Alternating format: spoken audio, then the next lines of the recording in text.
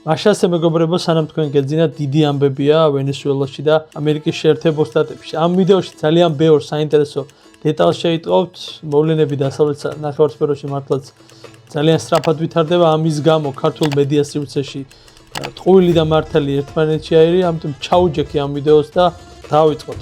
ყოფილი ავტობუსის მძღოლი და პროფკავშირის ლიდერი ჩავესის შემცვლელი ნიკოლას მადურო ცოლთან ერთად ამერიკული სასამართლოს წინაშე წარდგა. მადუროსაც და მის ცოლსაც ციხის ფორმები ეცვათ ხელბორკილ დადებული ნიკოლას მადურო და მისი მეუღლე სილვია ფლორესი გაძლიერებული დაცვის პირობებში ბრუკლინის ციხიდან მანჰეტენის სასამართლოზე გადაიყვანეს. თლად ციხე არ არის ბრუკლინში წინასწარი დაკავების ცენტრია, მაგრამ ეს უზარმაზარი ცენტრია, ფაქტობრივად ბევრი ქვეყნის ციხეებზე უფრო დიდი. სხვა შორის მადუროს და მისი ცოლის სასამართლოზე მიიყვანა სპეციალურად პირდაპირ ეთერში გადაიცემოდა სხვადასხვა ტელევიზიების მიერ.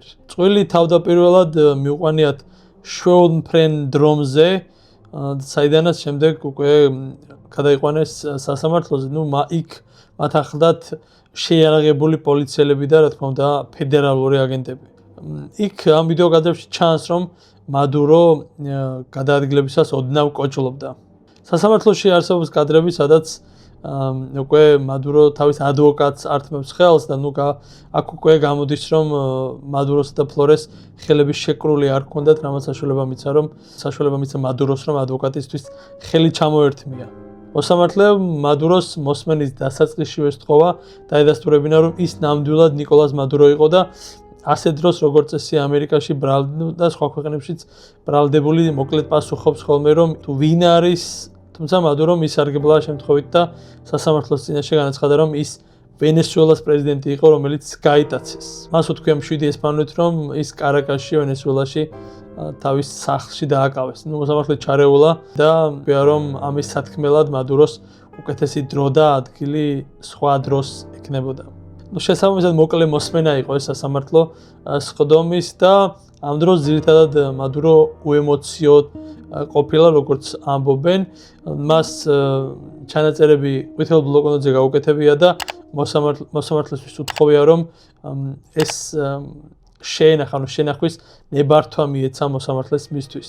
როგორც მეუღლის ადვოკატი ამბობს, ქალბატონ სილვიას ნამდვილად სილურჯე ჰქონდა სახეზე და რომელიც ადვოკატის თქმით განვითარდა მადუროს მეუღლეს კარაკასში. სასამართლოზე მადუროს უთქვამს რამდენიმე წინადადება, თქვა რომ უდანაშაულოა, რომ არ არის დამნაშავე, თქვა რომ უდანაშაულოა და არ არის დამნაშავე, დაამატა არის წესიერი ადამიანი და არის მისი ქვეყნის პრეზიდენტი. თავს დამნაშავედ არ მიიჩნევს არც მისი მეუღლე. სხვა შორის მისი მეუღლე ძალიან საინტერესო პოლიტიკური ფიგურაა. იქ ჩანდა და ბევრს მოიჩვენა, რომ არც თუ პოლიტიკურად დატვირთული წარსულის ანაწმყოს მქონე ქალბატონია მეუღლე, მადუროს მეუღლე, უბრალოდ ოჯახის დიასახლისი ასე არ არის და მასზე მადუროს მეუღლეზე ჩვენ ძალიან საინტერესო დეტალებს ამ ვიდეოს განმავლობაში ვისაუბრებთ. გავაგრძელოთ. მადუროს და მის მეუღლეს, როგორც წინა ვიდეოში ვთქვით, ოფიციალურად ამ სასამართლოზე წაუყენეს ნარკოტერორიზმთან დაკავშირებული შეთქმულების და იარაღის უკანონო შენახვის ბრალდებები. მაწინააღმდეგ წაყენებულ ბრალდებებში ნათქვამია, რომ 25 წელზე მეტი ხნის განმავლობაში მადურო და მისი მეუღლე ისინი გამდიძრდნენ საერთაშორისო ნარკოდილერებთან თანამშრომლობით, რათა ამერიკის შეერთებულ შტატებში უკანონო ნარკოტიკი შეეტანან. ამერიკის გენერალურ პროკურორმა პენ ბონდიმ განაცხადა, რომ ვენესუელის ყოფილ ლიდერს მალე ამერიკული მართლმსაჯულების რისხვა დაატყდებოდა თავს. სხვა შორის მადურომ დაიქირავა ადვოკატად ბარის ჯოელ პოლაკი. ეს ადვოკატი შეიძლება ბევრს ახსოვდეს. ამ ადვოკატმა ჯერ ის თქვათ, რომ ქირავა არ მოითხოვა მადუროსთან დაკავშირებით. შესაბამისად სხდომა დამთავრდა და 17 მარტს ჩაინიშნა და ამ ადვოკატზე ვსაუბრობდი და ეს ადვოკატი ვიკილიქსის დამფუძნებლის ჯულიან ასანჟის ადვოკატი იყო. მაშინ გემახსოვრებათ ვიკილიქსის ისტორია და სწორედ ასანჟის იცავდა ეს ადვოკატი, რომელიც ახლა მადურომ დაიქირავა. სასამართლო პროცესის დაწყებამდე, რა თქმა უნდა, საპროტესტო აქციები გაიმართა სასამართლოს წინ და იქ იყვნენ როგორც მადუროს მომხრეები, ასევე მოწინააღმდეგეები. აი ნახეთ ერთ-ერთ პლაკატზე აწერია ხელების შორს ვენესუელისგან და მეორე პლაკატზე აწერია ტრამპის სამადლობელის ან ტრამპს უხდიან მადლობას მეორე პლაკატზე. ამასობაში დიდი ამბებია თავად ვენესუელაში, სასამართლოს პარალელურად დელსი როდრიგესმა კარაკასში ქვეყნის ეროვნული ასამბლეის ხდომაზე ოფიციალურად დადო ფიცი ვენესუელის დროებით პრეზიდენტად და თურმე სლომის დასაწყისში დეპუტატები მადუროს მხარდასაჭერად სკანდირებდნენ ვამოს ნიკო. ქართულად მიდი, შეიძლება ესე ითარგმნოს და ისინი სწორედ ასე სკანდირებდნენ ვამოს ნიკო. სხვა შორის, როგორც გავარკვიე, მეუღლე სილვია ფლორესი ამ პარლამენტის ვენესუელის პარლამენტის წევრი ყოფილა და რადგან ეს იქიდან გამომდინარე გავარკვიე, რომ იქ ეწერა ერთ-ერთ ნიუსში უცხოური პრესის, რომ კრებაო, როცა ფეხზე წამოდგაო, ოვაციები გამოხატაო მას შემდეგ, რაც აქცენტი გადავიდა მადუროს მეუღლის Silvia Floresis ცარიელ სკამზე, ცარიელ ადგილზე, სავარაუდოდ ამ პარლამენტში. Vengo como vicepresidenta ejecutiva del presidente constitucional de la República Bolivariana de Venezuela, Nicolás Maduro Moros, a prestar juramento. სხვა შორის ამის გარდა ასამბლეას მოусმენია მადუროს ვაჟის სიტყვები, სადაც მან მხარდაჭერა გამოუცხადა ახალ არჩეულ დროებით პრეზიდენტს და რა თქმა უნდა თავის მშობლებსაც და თქვა რომ ისინი ალბათ იგულისხმება მადუროების ოჯახი მალე დაბრუნდებიან ვენესუელაში. მიმართა დელსი როდრიგეს და თქვა რომ მისი იმედი ჰქონდეს როდრიგეს მისი და მისი ოჯახის. სხვა შორის ახალ არჩეულმა დროებითმა პრეზიდენტმა ფიცი დადო მის ძმასთან ერთად მის ძმის წინაშე უბრალოდ რომელიც არის ქვეყნის ეროვნული ასამბლეის ანუ პარლამენტის პრეზიდენტი. დელსი მადუროს და მის მეუღლეს თავის სიტყვაში უწოდა ორი გმირი და პირობა დადო რომ ის უზრუნველყოფს ვენესუელელი ხალხის სულიერ ეკონომიკურ და სოციალურ სიმშვიდეს.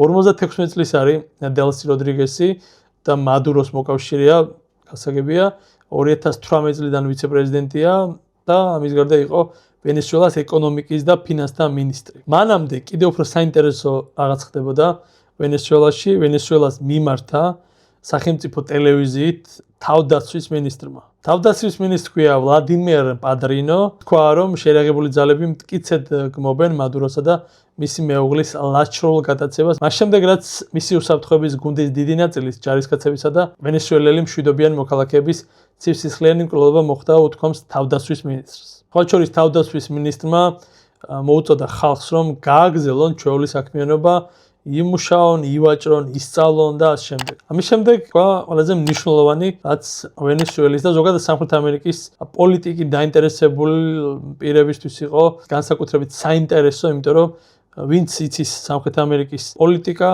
მათი რეალობა, როგორ მართავენ ისინი თავიანთ ქვეყნებს, მათთვის ძალიან საინტერესო იყო იმის თქმა, რომ შეერაღებული ძალები, ვენესუელის შეერაღებული ძალები სრულად მხარს უჭერენ ვენესუელის ხელისუფლებას, ანუ იმათ ვინც ახლა მართავს, იგულისხმება მადუროს ხალხი. ამდენად არის ეს სიმართლე გენერლები რას ამბობენ, ცხადია უცნობია ეს მხოლოდ თავდაცვის მინისტრის სიტყვებია და ჩვენ უნდა ვთქვათ აქვე რომ ვენესუელაში და ზოგადად სამხრეთ ამერიკაში უდიდესი ძალაუფლება აქვს სამხედროებს.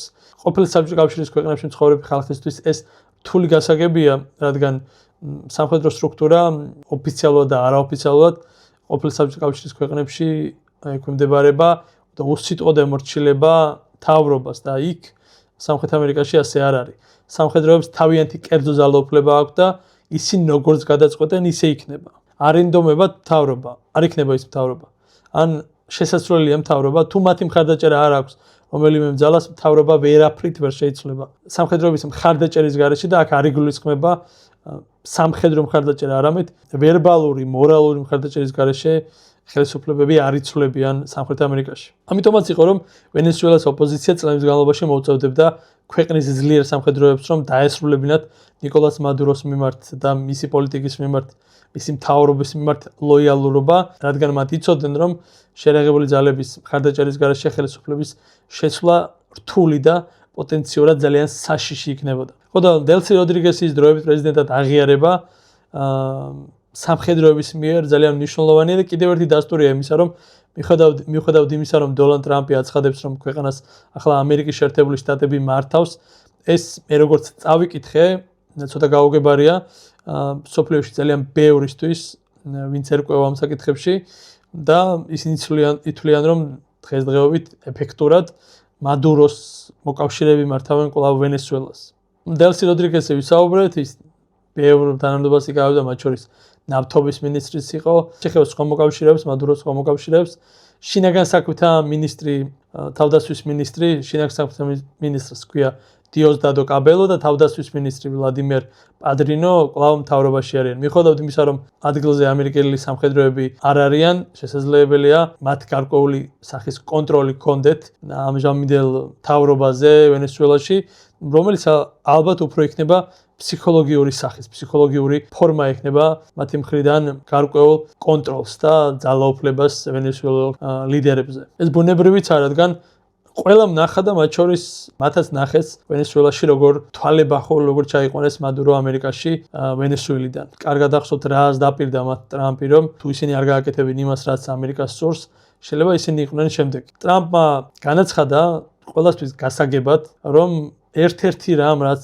მას სურს, არის ვენესუელის ნავთობზე წვდომა და ამით მსოფლიო ნავთობის უდიდეს უმრავლესობას დასავლეთი გააკონტროლებს და შეიძლება კიდევ უფრო დაწიოს ნავთობზე ფასები დაბლა, რადგან როგორც იცით, ტრამპი ეფექტურად აპირებს რუსეთის წინააღმდეგ ნავთობბრძოლა გამოაცხადოს და ისე დაწიოს ნავთობზე ფასი, რომ რუსეთის ეკონომიკა, რომელიც მთლიანად არის დამოკიდებული და მთლიანად დგას ნავთობზე, უბრალოდ განადგურდეს რუსეთის ეკონომიკაზე მოგსაუბარი. ახლა დაუბრუნდეთ ვენესუელას. თქვით მადუროს მოკავშირეებზე, ახლა ვისაუბროთ ოპოზიციაზე. გამოჩნდნენ თუ არა ისევ საზღვარგარეთ არიან თუ აპირებენ დაბრუნებას ბოლო-ბოლო ვენესუელაში, ხალხში რა სიტუაცია, ამაზე ვისაუბროთ. ოპოზიციონერმა პოლიტიკოსმა ედმუნდო გონსალესმა, რომელიც ჩვენ ვიცით, რომ შარშან არჩევნებში მას შემდეგ რაც მარია კორინა მაჩადოს აუკრძალა მადურომ და მადუროს ხელისუფლებამ არჩევნებში მონაწილეობა, სწორედ გონსალესმა მიიღო ოპოზიციის მხრიდან მონაწილეობა იმ არჩევნებში და როგორც ოპოზიცია ამბობს გაიმარჯვა, მაგრამ მადურომ დაიწერა გამარჯვება.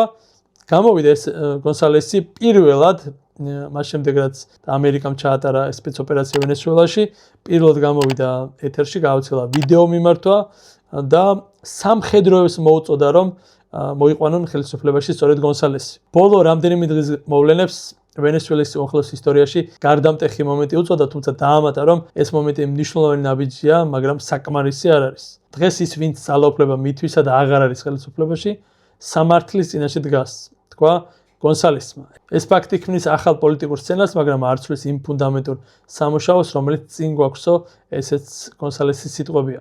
ეს თქმით სამხედროებმა უნდა დაიცვან 2024 წლის ივლისის არჩევნების დროს მინიჭებული მანდატი. ასევე გონსალესის სიტყვებია, რომ ვენესუელას სჭირდება სიმართლე, სამართლიანობა და შერიგება. გუშინ იყო ასევე რუბიოს ინტერვიუ, რუბიომ ცხადად ხაზი გაუსვა იმას, რომ ეს არ არის შეჭრა ვენესუელაში, ამიტომ არ იყო კონგრესის თანხმობა საჭირო, ეს არ არის ომი ვენესუელის წინააღმდეგ. მათი მიზანია, რომ უკეთესი ვენესუელა შეექმნას, თუმცა მათი მთავარი სუბიექტი ზრუნვისა არის ამერიკა.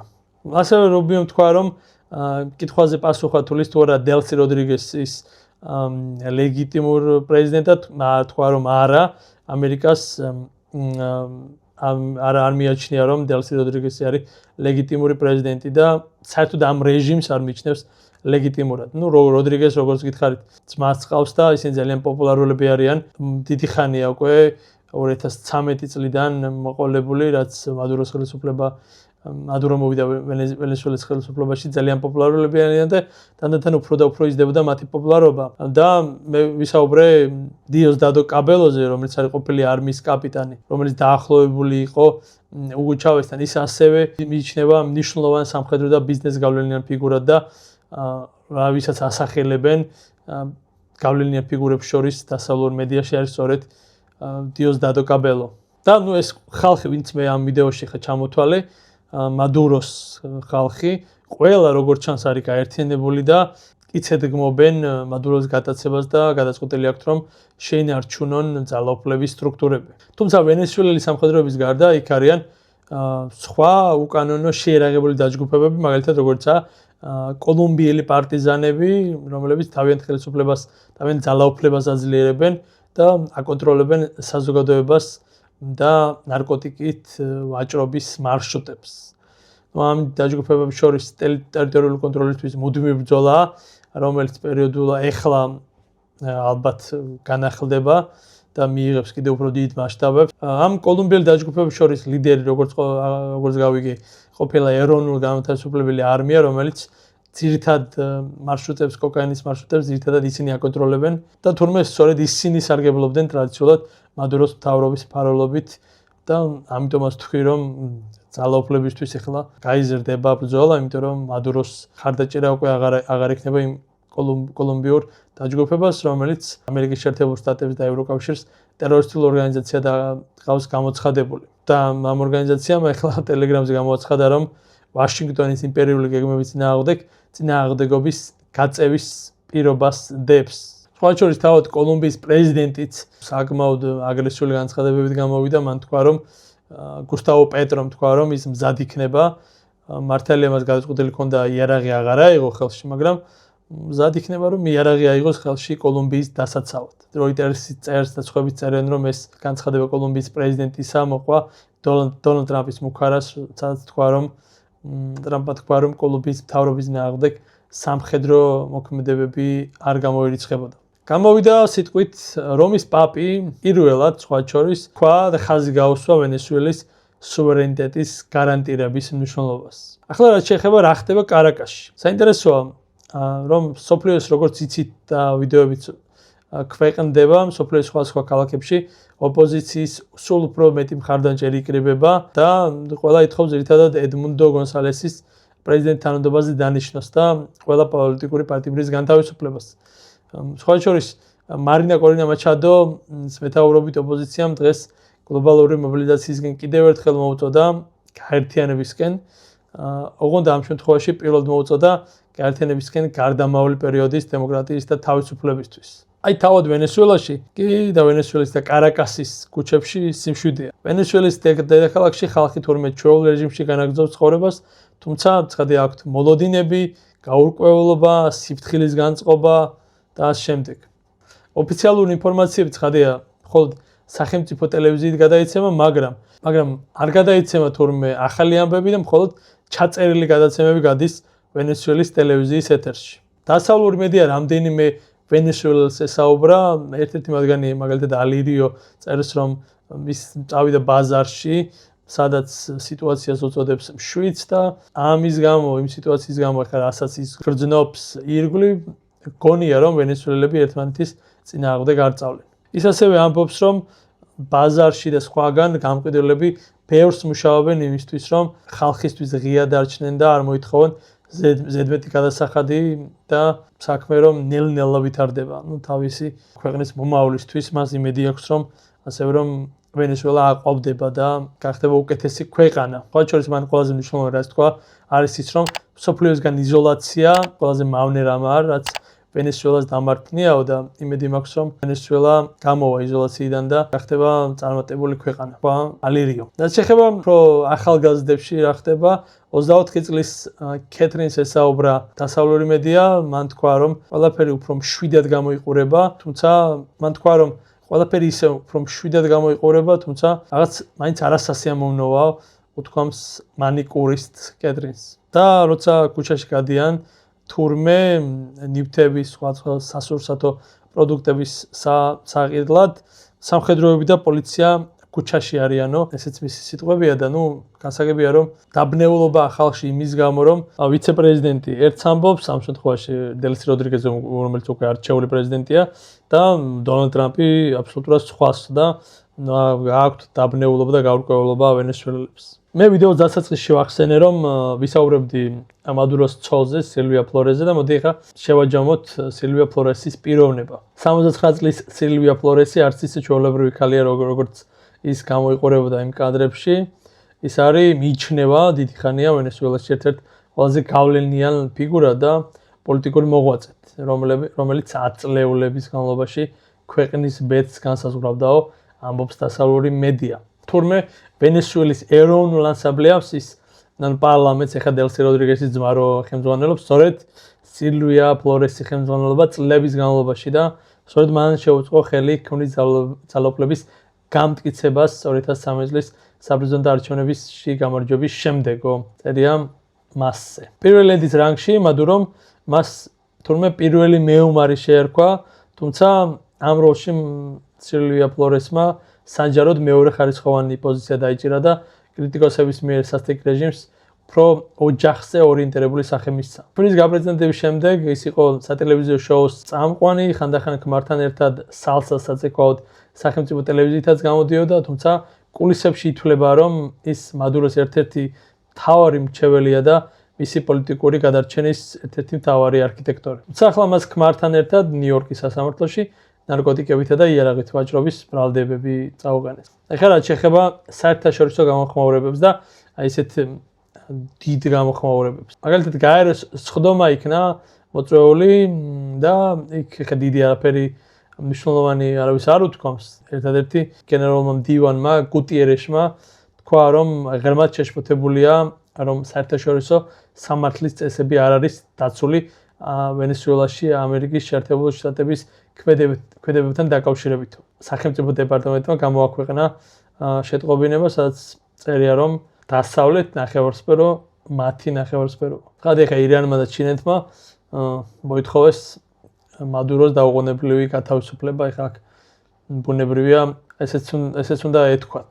ახლა ასეთი სიტუაცია მეგობრებო ვენესუელასა და ამერიკის შეერთებულ შტატებს შორის. მადუროს ვაჟმა ვენესუელურმა კონგრესმენმა, რომელსაც თურმე ნიკოლას მადურო გუერა ქვია, მშობლების დაკავების შემდეგ თავის პირველ გამოსვლაში მოითხოვა მშობლების განთავისუფლება და გააკრიტიკა ეს ზოგადად სამხედრო ოპერაცია ცხადია ბუნებრივია და თქვა, რომ თუ სახელმწიფო მეთაურის გატაცების პროცესს ნორმალიზებას მივანიჭებთ, არც ერთი ქვეყანა არ არის უსაფრთხო ნიკოლას მადურო უმცროსმა. მოიყვანა მაგალითად ის, რომ თუ დღეს ეხლა ეს ვენესუელაა, შეიძლება მსოფლიოს სხვა ქვეყნებში, რომელიც უარს იტყვის დამორჩილებაზე იგივე სპეცოპერაცია შეიძლება განხორციელდეს და თქვა რომ არის რეგიონალური პრობლემა და პირდაპირ საფრთხე გლობალური პოლიტიკური სტაბილურობისთვის. სოფლის სხვა ლიდერებმაც გააკეთეს განცხადებები. ძირითადად ვინც აკრიტიკებს ეს არის სამხრეთ ამერიკის ქვეყნები გარდა არგენტინისა, ესპანეთი აკრიტიკებს, ისრაელი კაფიოდ მხარს უჭერს. ჩვენი პოზიცია უნდა იყოს მხარდაჭერა, ვინაიდან შეგახსენებთ, რომ ვენესუელის ამჟამინდელი ხელისუფლება, რომელიც დღეს რეჟიმი მართავს ვენესუელას, არ აღიარებს საქართველოს დამოუკიდებლობას. ის არის ჩვენი მტერი, საქართველოს მტერი, დღევანდელი ვენესუელას ხელისუფლება და შესაბამისად ჩვენი განცხადებაც უნდა იყოს პირდაპირ და ღია, უნდა ვიყოთ მკაფიო ჩვენი მტრების წინააღმდეგ. ვენესუელა არის საქართველოს მტერი. შესაბამისად ყველა ადამიანი, საქართველოს ყველა მოქალაქე, ვინც გაუაზრებლად ან გააზრებულად ვენესუელის დღევანდელ რეჟიმს გაამართლებს, ტრობს საქართველოს. და როგორც იმ ძველ რომაულ ანდაზაშია, ჩემი მტრის მტერი, ჩემი მეგობარია. თუ აქამდე მოხვედი და მისმენდი, მაშინ დალაიქ ეს ვიდეო და გამოიწერე არხი მეტი მსგავსი საინტერესო ვიდეოებისთვის.